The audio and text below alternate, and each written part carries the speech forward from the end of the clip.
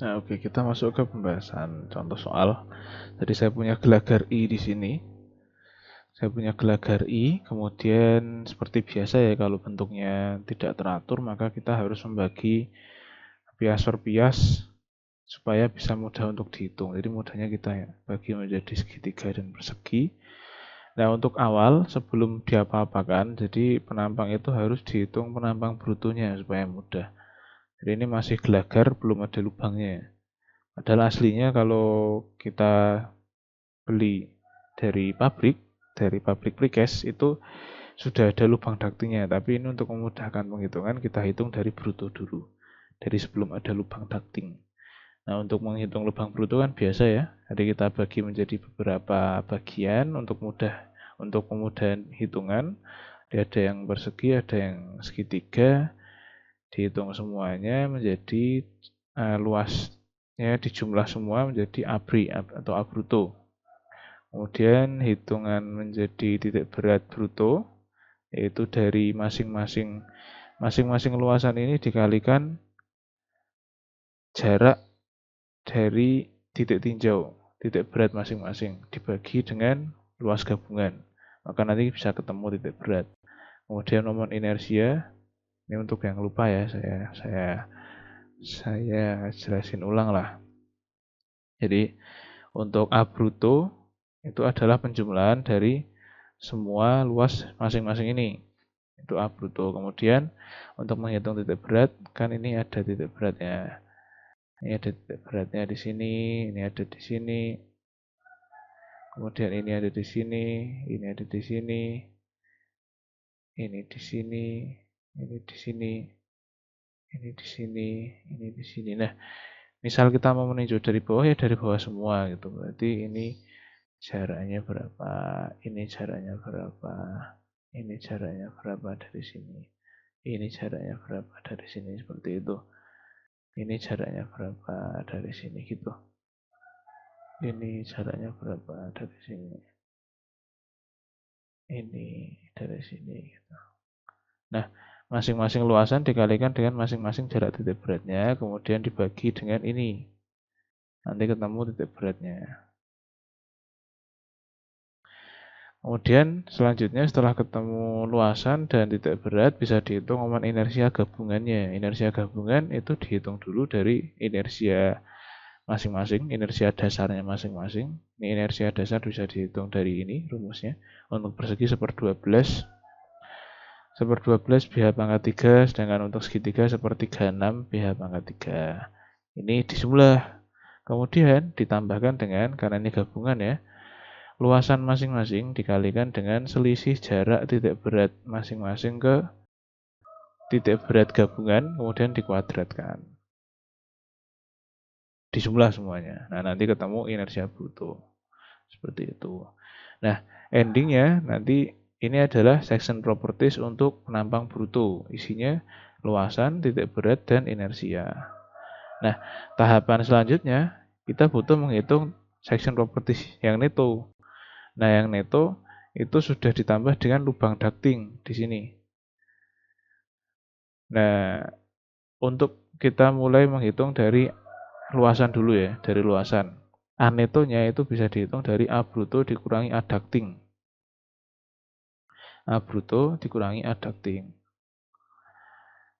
A ductingnya tinggal dihitung luasan lingkaran saja.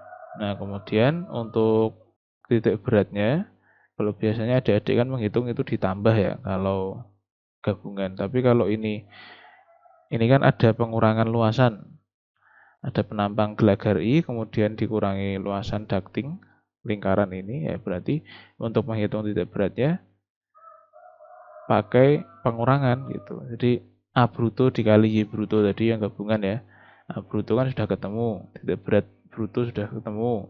Ini dikurangi dengan A ducting, ini luas ductingnya dikalikan Y ducting.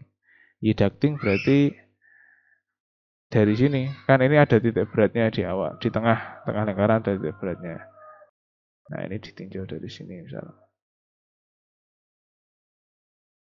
Jarak ini ke bawah.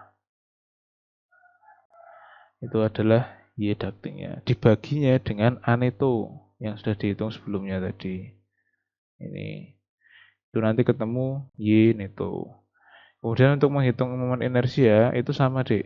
Momen inersia ini yang sebelumnya, ini rumus sebelumnya tadi yang kita bicarakan sebelumnya, dikurangi dengan ducting. Jadi inersia dasar ductingnya ini ya. Ini adalah inersia dasar ducting. Ini bisa dihitung dengan ini 1/64 pi d pangkat 4 ditambah dengan luasan ducting dikalikan jarak antar titik beratnya. Jarak titik beratnya ke titik berat gabungan. Karena ini sudah neto berarti bukan lagi memakai YB tapi memakai YN. Kemudian dikuadratkan. Oh iya, yang ini tadi yang bruto.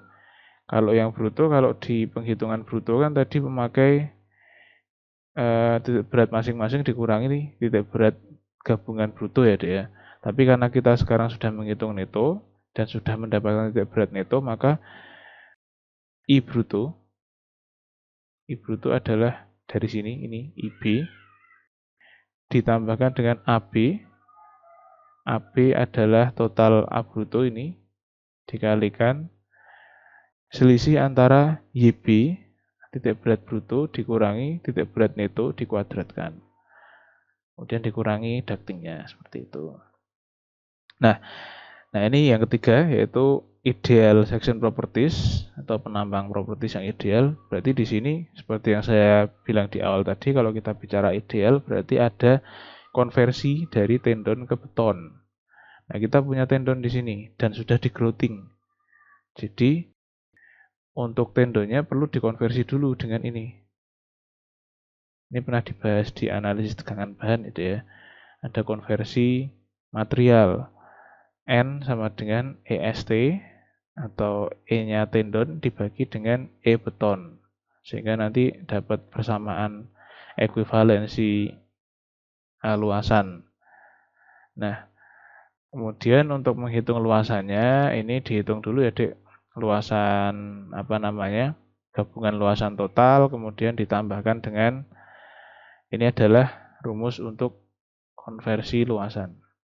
N-1, N-nya dari sini, EST per EC, dikurangi 1, dikalikan dengan luasan tendonnya. AT adalah A tendon. Tendonnya ya, bukan ductingnya, jadi hati-hati. Di sini ada tendon itu di dalam ducting. Jadi ducting selalu lebih besar daripada tendon. Tendon adalah baja prategangnya. Kalau ducting itu lubangnya. Nah, kemudian untuk menghitung titik beratnya itu bisa dihitung dengan ini yang sigma gabungan, sigma AI dikali YI, AI semua ini dikali YI, kemudian ditambahkan dengan konversinya. Karena ini sudah di grouting ya. Karena ini sudah di grouting, jadi kita kembali tidak memakai neto, tapi memakai bruto. Makanya rumus ini seperti rumus yang bruto. Di semua dianggap sudah menjadi satu penampang beton karena ini sudah di grouting.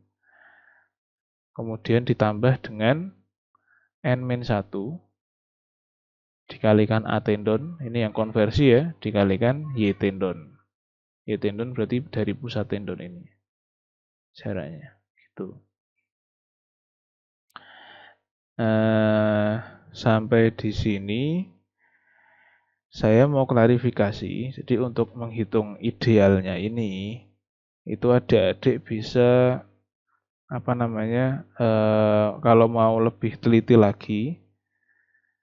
Jadi mulai dari sini itu jumlah dari semuanya, jumlah dari luasan gabungan semuanya bisa dikurangi dulu dengan A tendon. Karena kan satu kali ya. Tergantung jumlah tendonnya, kalau tendonnya 1 ya berarti kurangi 1 kali A tendon, baru ditambahkan dengan ini, konversi luasan. Di sini juga kalau mau teliti, ini dikurangi dengan A tendon dikalikan Y tendon. Kalau mau teliti, tapi karena ini efeknya cenderung kecil, jadi ini boleh diabaikan. Ini boleh diabaikan. Jadi cukup menghitung pertambahan karena konversi luasan tendonnya. Kemudian untuk momen inersia sama, Ini seperti rumus sebelumnya ya, hati-hati setiap menghitung ini selalu ada perubahan di sini, Dik. Jadi mulai bruto, neto, dan ideal itu selalu ada perubahan di sini. A-nya yang dipakai yang mana, kemudian ininya yang dipakai yang mana, gitu, itu berubah-berubah. Nah, setelah itu ditambahkan dengan konversi luasan dikalikan dengan ini untuk yang tendon.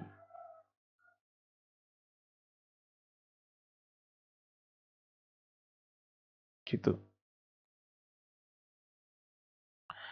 Oke, setelah itu, nah ini adalah tahapan sebelum dicor, Dik. Nah, setelah itu kan dicor. Setelah itu dicor, jadi girder T, balok T. Sama juga, hanya kalau ada adik cermati, dari sini ke sini, itu perubahannya adalah di sini, Dik. Tadinya topinya hanya ini, tapi ini topinya bertambah tebal dan bertambah lebar. Hanya itu saja yang berubah. Yang lain sama step.